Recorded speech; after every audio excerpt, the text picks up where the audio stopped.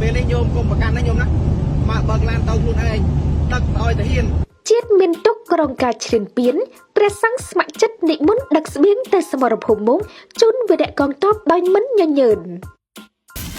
ទទួលយកធម្មពលគ្មានជាតិហ្គាជាមួយគ្រុឌជួឆើតមិនត្រឹមតែយានយន្តថ្មីទោះជាយានយន្តកំពុងប្រើប្រាស់ក៏អាចយកការគ្រីមក LOLC ដើម្បីទទួលបានប្រាក់កម្ចីរហូតដល់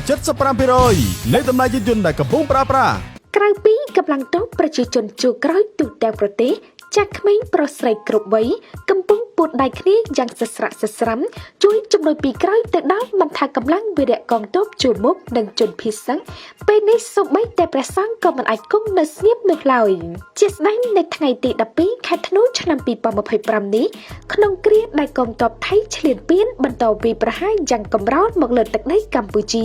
ក្រោយកងទ័ពការពារជាតិកម្ពុជាបាននឹងកំពុងឆ្លើយតបទៅវិញយ៉ាងចាស់ដៃ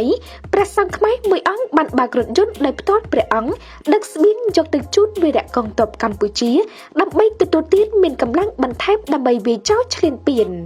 ដោយព្រះសង្ឃដ៏អង្អាចខាងលើមានព្រះនាមថាឆៃដែនបើតាមសង្ឃដីកាតាមរយៈវីដេអូឃ្លីបជាង1នាទីព្រះអង្គឆៃដែនបានឲ្យដឹងថា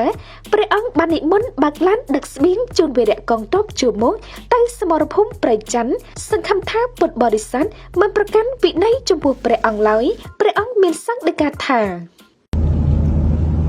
ញាតិញោមថ្ងៃនេះស្មាដឹកបាយថ្ងៃទី12ខែធ្នូស្មាបានដឹកបាយទៅឲ្យបងទាហាននៅជួរមុខនៅខាងព្រៃច័ន្ទណាញោមឥឡូវនេះស្មាបើកឡានខ្លួនឯងហើយសង្ឃឹមថាញាតិញោមនឹងមិនប្រកាន់ចុះសង្ឃឹមថាញាតិញោមនឹងមិនប្រកាន់អាស្មាពេលនេះស្មាបើកឡានខ្លួនឯងដឹកបាយដឹករបស់ផ្សេងមានបាយមានអីដែលគាត់អាចហូបបានភ្លាមឲ្យគាត់នៅជួរមុខពេលនេះស្មាបើកខ្លួនឯងញោមមើលផ្លូវ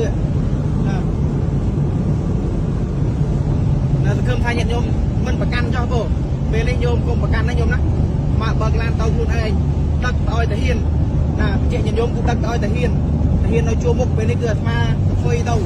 ណាសង្ឃឹមថាញាតិញោមមិនប្រកាន់ហើយគាត់លះបង់ដើម្បីយើងអាត្មាក៏លះបង់ដើម្បីគាត់ដឹកបាយដឹកម្ហូបទៅឲ្យគាត់វិញណាប៉ុណ្ណឹងញាតិញោម